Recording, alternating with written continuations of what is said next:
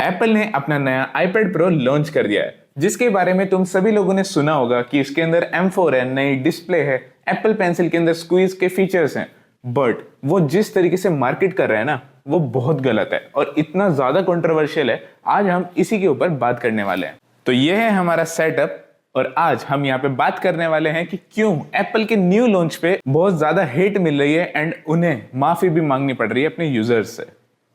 ये वाला है वो एड जिसके बारे में मैं बात कर रहा था। सबसे पहले इसके ऊपर रिएक्ट करते हैं, उसके बाद इसके बारे में हम डिटेल में बात करेंगे।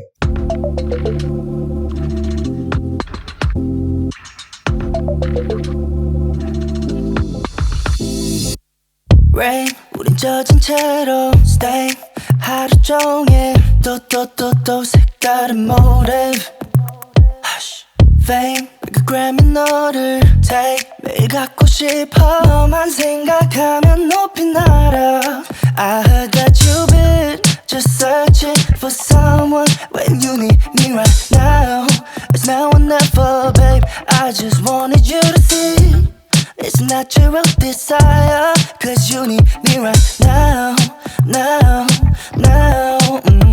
With you I can feel it in my body With you I can feel it in my तो भाई अभी तुमने ये ऐड देखा है और हम दोनों ने इस पर रिएक्ट किया है। अब इस ऐड के अंदर ना देखो, सही बताऊं, मुझे इतनी सारी प्रॉब्लम्स लगी हैं एंड यहाँ पर मुझे ऐसा लग रहा है एप्पल जो है वो ह्यूमन क्रिएटिविटी को मारना चाहता है। इसी तरीके से उन लोगों ने इस ऐड को बनाया है कि भाई अब हमें ह्यूमंस की जरूरत नहीं है, हमारे पास ये iPad है, एक मशीन है जिसको यूज करके तुम हर वो चीज कर सकते हो जो तुम अभी तक फिजिकल चीजों को यूज करके करते हुए आ रहे थे। और मुझे ऐसा लगता है कि ये वाला अप्रोच ना बहुत ही गलत अप्रोच है, इसीलिए एप्पल को इतना ज्यादा हेट मिल रहा है, स्पेशली आर्टिस्ट से। और अगर आप आर्टिस्ट नहीं हो तो कोई फर्क नहीं पड़ता, क्योंकि कभी ना कभी अगर आपको गिटार बजाना सीखना है तो आपको वो फिजिकल गिटार आप डेफिनेटली बजाना चाहते हो। इस एड के अंदर वो डायरीज को क्रश करते हैं। अब यार कुछ लोगों को लिखना बहुत पसंद होता है, हम बहुत सारी चीजें लिख कर सीखते हैं, और कुछ लोग जो राइटर्स होते हैं भले ही उनका मीडियम चेंज हो गया हो लिखने का, लेकिन पेन से पेपर पर लिखने की जो फीलिंग होती है वो एक डिवाइस कभी भी फुलफिल नहीं कर सकता। तो अब मैं इससे पूछने वाला हूँ कि इसके क्या थॉट्स हैं इस एप्पल के नए iPad के ऐड के ऊपर। इसको क्या लगता है, क्या ये सही है, क्या एप्पल इसमें गलत है? अब आप ये बताइए कि मैं किस तरीके से बताऊं, एक एप्पल के फैन बॉय की तरफ से या फिर जो सच्चाई है उसकी तरफ से? देखो, इसमें एप्पल का फैन बॉय बनने वाली कोई बात नहीं है, क्योंकि एप्पल के जो बहुत सारे फैंस हैं, जो हार्ड कोर उनके फैंस हैं, वो भी इस चीज को लेकर बहुत ज्यादा हेट दे रहे हैं एप्पल को कि उन्होंने ये बहुत गलत। अब देखो, मेरे अकॉर्डिंग ना ये गलत तो था, बट मेरे हिसाब से एप्पल इसमें दो चीजें दिखाना चाहता था। पहली तो ये कि हमारा जो iPad Pro है वो इतना काबिल है कि उससे तुम कुछ भी कर सकते हो, उस पर तुम अपनी डिज़ाइनिंग भी कर सकते हो, ड्राइंग भी बना सकते हो, अपनी आर्ट्स भी बना सकते हो, एंड उसके लिए तुम्हें मल्टीपल पेपर्स लेने की ज़रूरत नहीं है। जो कि मेरे अकॉर्डिंग अगर तुम लोग एक आर्टिस्ट भी हो तो तुम्हारा बहुत काम आसान हो जाता है जब तुम डिजिटली चीज़ों को करते हो। लाइक बाय चांस अगर तुम्हारे से कहीं पेंट गलत हो गया, एक रिवर्ट का बटन दबाया एंड वो वापस हो गया, बट रियल लाइफ में तुम्हें वो जो बनाया है ना वो पूरा दोबारा बनाना पड़ेगा। तो उसकी तरफ से देखें तो हाँ, iPad हमारा काम आसान करता है। म्यूजिक प्रोड्यूसर्स के लिए, मैं म्यूजिक नहीं बनाता तो मुझे नहीं पता कि वो हेल्पफुल होगा या फिर नहीं, बट जो इन्होंने दिखाया है उसमें जैसे लास्ट में वो iPad निकल के आया है, ये मेरे ख्याल से इनकी मार्केटिंग टेक्निक थी जो ये दिखाना चाहती थी कि इस बार का iPad हमारा इतना पतला है कि अगर तुम उसको क्रश भी करोगे तो वो होगा ही नहीं, क्योंकि वो कंप्लीट बंद हो गया एंड उसके बाद वो निकल के आया। एंड इस बार इनकी मेन थीम भी यही थी कि स्लिमेस्ट iPad एवर, कि iPad Pro है, इतना बड़ा है और सबसे पतला है। तो एक तो ये दिखाना हो सकता है। दूसरी चीज़ ये कि चाहे म्यूज़िक का काम हो, डिज़ाइन का काम हो, एडिटिंग का काम हो, नोट्स टेकिंग का काम हो या किसी भी चीज़ का हो, वो सब तुम्हारा एक iPad कर सकता है। तो अब जो मुझे लगता है ना, इसमें बहुत सारी चीज़ें ऐसी हैं जहाँ पर तुम सही हो कि आपका जो काम है ये काफ़ी हद तक आसान कर देता है, लेकिन इस चीज़ को तुम खुद मानोगे बिकॉज हम बहुत सारी चीज़ें नहीं करते, हम म्यूज़िक प्रोड्यूस नहीं करते। एक पियानो को अगर iPad रिप्लेस कर रहा है, एक गिटार को अगर iPad रिप्लेस कर रहा है, तो उसमें तो देखो मैं अग्री नहीं करता हूँ। और दूसरी बात, जो ड्राइंग वाली बात आती है, ड्राइंग को आप ले सकते हो एक कैटेगरी में, एक पेंटिंग की कैटेगरी ले सकते हो कि हाँ उसमें बहुत सारी चीज़ें आसान हो जाती हैं, लेकिन जो एप्पल इस ऐड के थ्रू कहना चाह रहा था, मुझे ऐसा लगता है वो ये कहना चाह रहे थे कि अब तुम लोगों को इन चीज़ों की ज़रूरत ही नहीं है, बिकॉज अगर वो ऐसा नहीं कहना चाहते तो वो उन सभी चीज़ों को तोड़ते नहीं। तो ये जो अप्रोच था ना, ये मुझे बहुत गलत लगा उनका, कि तुम अपनी सारी चीज़ों को हटा दो वहाँ से जो भी तुम्हारे पास है, और उन सभी चीज़ों को हटाकर सिर्फ एक आईपैड ले लो, जो बिल्कुल भी सही नहीं है। देखो मैं तुम्हें बिल्कुल रियल लाइफ एग्जांपल बताता हूँ। अब मैं वीडियोज़ एडिट करता हूँ, मैंने आईपैड इसीलिए लिया था सो दैट मुझे पीसी ना लेना पड़े, लेकिन सही बताऊँगा वो मेरी लाइफ की सबसे बड़ी गलती थी किसी टेक डिवाइस को ख़रीदने की। बिकॉज जब मैंने उसके ऊपर एडिटिंग करना स्टार्ट करा तो सबसे पहले मैंने उनका फाइनल कट प्रो लिया, जो मैं मानूंगा कि अगर आप आईपैड ले रहे हो तो उसको बाय करना एक परफेक्ट चॉइस हो सकती है आपके लिए। अब जब मैंने उसके ऊपर एडिटिंग करना स्टार्ट किया तो मुझे ये पता चला कि इस सॉफ्टवेयर के अंदर फाइनल कट प्रो जो आईपैड के लिए बनाया गया है, उसमें इतने सारे फीचर्स मिसिंग हैं जब आप उसको मैक पर यूज़ करते हो।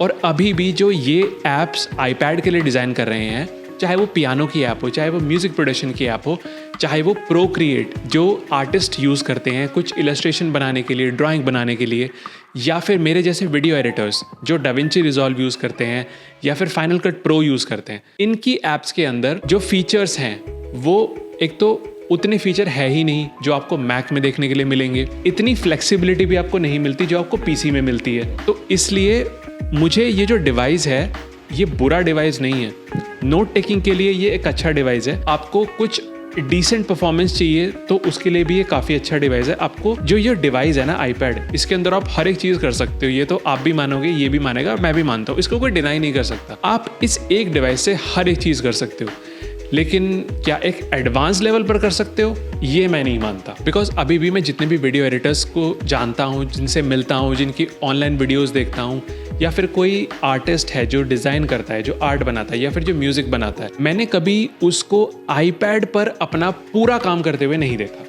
तो यही है मेरा सबसे बड़ा आर्गुमेंट कि तुम अभी भी 2024 में आईपैड को सिर्फ एक डिवाइस के तौर पर नहीं ले सकते, भले ही तुम किसी भी फील्ड में काम कर रहे हो। देखो भाई, आपकी बात तो बिल्कुल सही है। कोई भी फील्ड का अगर बंदा है वो अपना सारा काम इस पे नहीं कर सकता। जैसे कि काफ़ी सारे सॉफ्टवेयर्स तो ऐसे हैं जो आज तक आईपैड पे है ही नहीं। सबसे ज़्यादा जो एडिटिंग सॉफ्टवेयर आप यूज़ करते हो वो है प्रीमियर प्रो। क्या वो प्रीमियर प्रो आप आईपैड पे चला सकते हो? नहीं। आफ्टर इफेक्ट्स जो मैक्सिमम एडिटर्स यूज़ करते हैं वो तुम आईपैड प्रो के ऊपर नहीं चला सकते। उसके बाद काफ़ी सारे एडिटिंग सॉफ्टवेयर डिज़ाइनिंग सॉफ्टवेयर्स भी ऐसे हैं, लाइक एडोबी का इलस्ट्रेटर हो गया, फोटोशॉप हो गया, फ्रेस्को हो गया, जो बेसिकली डिज़ाइन के लिए ही बने हैं। उनके ऊपर भी वो सारे फीचर्स नहीं है जो पीसी में। हाँ, अपडेट में धीरे धीरे ऐड ऑन हो रहे हैं, बट अभी तक भी वो कंप्लीट नहीं आए हैं। और मैंने कभी म्यूज़िक प्रोडक्शन ट्राई नहीं करा, बट जैसे इन्होंने बोला कि ये मैक का जो सॉफ्टवेयर है वो तुम्हारा आईपैड के ऊपर आ चुका है, बट उसको मैंने यूज़ नहीं करा तो मैं ज़्यादा डिटेल में नहीं बता पाऊँगा। बट फाइनल कट मैंने ट्राई करा, एंड फाइनल कट पीसी का अलग एंड इसका अलग है, एंड मैक्सिमम फीचर्स इसमें नहीं है। हाँ, तुम्हारा काम चलाओ एडिटिंग ये करवा देगा। जैसे इसमें पहले लेयर्स का भी ऑप्शन नहीं था, अब लेयर्स भी ऐड हो गई हैं। इस तरीके से धीरे धीरे तो हो रही हैं, बट जिस तरीके से ये लोग मार्केट करते हैं ना कि तुम्हें कुछ नहीं चाहिए, सिर्फ एक आईपैड ले लो, तो भाई ये बहुत गलत है। खाली इनके ऐड देख के या फिर किसी की रिकमेंडेशन से जो तुम्हें कह रहा है कि भाई तुम्हारा जो पीसी है उसको तुम रिप्लेस कर सकते हो एक आईपैड से, तो भाई ऐसा बिल्कुल भी नहीं है। तुम्हें एक आईपैड अगर तुम एक स्टूडेंट्स हो, नोट्स टेकिंग के लिए चाहिए तो ले सकते हो, बट तब भी तुम्हें प्रो पे जाने की ज़रूरत नहीं है, तुम्हारा एयर भी काम करा देगा। अगर तुम कोई ऑफिस वाले बंदे हो जिनको MS एक्सेल और MS वर्ड चलानी है, तो उसके लिए भी तुम नॉर्मल ले सकते हो। और हाँ, इसमें कीबोर्ड वगैरह नहीं मिलते, कीबोर्ड तुम्हें अलग से बाय करना पड़ेगा, जिसकी कॉस्ट भी अराउंड 25 to 35,000 जाती है। 25 शायद नॉर्मल एयर वगैरह के लिए। तो 25,000 का कीबोर्ड लेने से बेटर है कोई एक्सटर्नल वायरलेस कीबोर्ड ले लो, ठीक है। तो मतलब तुम्हारा ये है कि एप्पल का आईपैड लेके तुम ऑफिस वाले बंदे हो तो भी इसमें कीबोर्ड माउस मिसिंग है तो तुम काम नहीं कर सकते। तुम एक डिज़ाइनर हो तो आधे से ज़्यादा फीचर्स नहीं है। तुम वीडियो एडिटर्स हो तो एक्सटर्नल का सपोर्ट नहीं है काफ़ी सारी ऐप्स में, अब आने लगा है, बट पहले तो बिल्कुल भी नहीं था। एंड इसके साथ साथ म्यूज़िक प्रोडक्शन का हम लोग नहीं बता सकते। डिज़ाइनिंग में भी आफ्टर इफेक्ट्स और फोटोशॉप की मैं बात कर रहा हूँ, इनके अंदर भी आधे से ज़्यादा फीचर्स नहीं है अभी तक भी। देखो, ये वाला आईपैड मैंने 2022 में लिया था और हम दोनों इस पर बहुत सारा काम करते हैं। हम इसके ऊपर गेमिंग करते हैं। और हाँ, अब गेमिंग से मुझे एक चीज़ याद आई है कि जब आप गेमिंग करना चाहते हो तो बहुत सारे जो गेमर्स होते हैं वो आईपैड ख़रीदते हैं स्ट्रीमिंग करने के लिए या फिर गेमिंग करने के लिए। इसके अंदर जो चिपसेट है वो M2 Pro है और वो इतना पावरफुल चिपसेट है, दुनिया का कोई भी गेम आप इस डिवाइस के ऊपर बहुत इजीली खेल सकते हो। और मैं खुद इसके ऊपर BGMI खेलता हूँ, जेंशिन इम्पैक्ट खेलता हूँ एंड बहुत सारे ऐसे गेम्स हैं जो आप इसके ऊपर खेल सकते हो। लेकिन फिर भी मैं इसको ये कहूँगा कि इसके अंदर बहुत सारे गेम्स ऐसे हैं जो नहीं चलते हैं। अब देखो, मेरे पास है फरारी की पावर, जो ये है, ये एक फरारी है, लेकिन मैं इसको चला रहा हूँ ट्रैफिक के अंदर, तो मैं इसका पूरा जो कैपेबिलिटीज़ हैं वो निकाल ही नहीं पाता। अब इसको अगर मैं रेस ट्रैक पर चलाना चाहता हूँ तो मेरे पास वो ऑप्शन ही नहीं है, बिकॉज इसके अंदर बहुत सारी चीज़ें रिस्ट्रिक्ट कर दी गई हैं, बहुत सारी ऐप्स ऐसी हैं जो इस पर नहीं चलती हैं। मुझे अभी भी ऐसा लगता है कि ये एक मोबाइल डिवाइस है,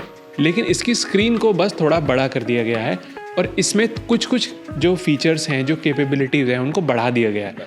और लोगों को ये लगता है, लोगों को क्या लगता है कि लोगों को तो वही लगेगा जो कंपनी उनको प्रमोट करना चाहती है। अब एप्पल जो है वो इसको इस तरीके से प्रमोट कर रहा है कि भाई तुम एक डिवाइस ले लो और भूल जाओ, तुम सब इसी से कर सकते हो। लेकिन ये अभी भी रियलिटी नहीं है।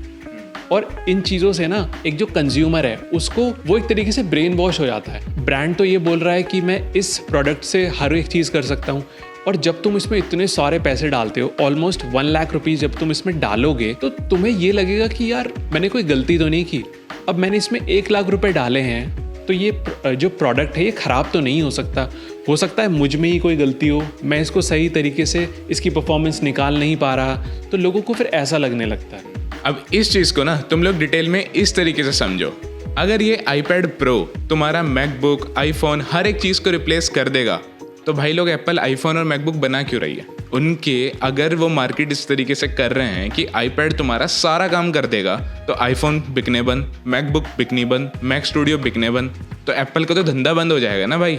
तुम लोग ये भी तो देखो ना कि अगर वो मार्केट इसको एज अ प्रोडक्ट कर रहे हैं, जिसके बाद तुम्हें किसी और डिवाइस लेने की ज़रूरत ही नहीं है, तो फिर वो आईफोन क्यों बना रहे हैं? फिर वो मैकबुक क्यों बना रहे हैं? मैक स्टूडियो क्यों बना रहे हैं? अगर एक डिवाइस सारे काम कर सकता तो मैकबुक क्यों लॉन्च हो रही है? नहीं, हर साल 2 मैकबुक आ जाती हैं, एक एयर जो हम जैसे नॉन प्रो लोगों के लिए है, और एक प्रो जो महंगे लोग हैं उनके लिए है। अगर वो मैकबुक लॉन्च कर रहे हैं तो उन्हें भी तो पता है ना भाई कि iPad वो सारे काम कर ही नहीं सकता जो एक मैकबुक कर सकती है।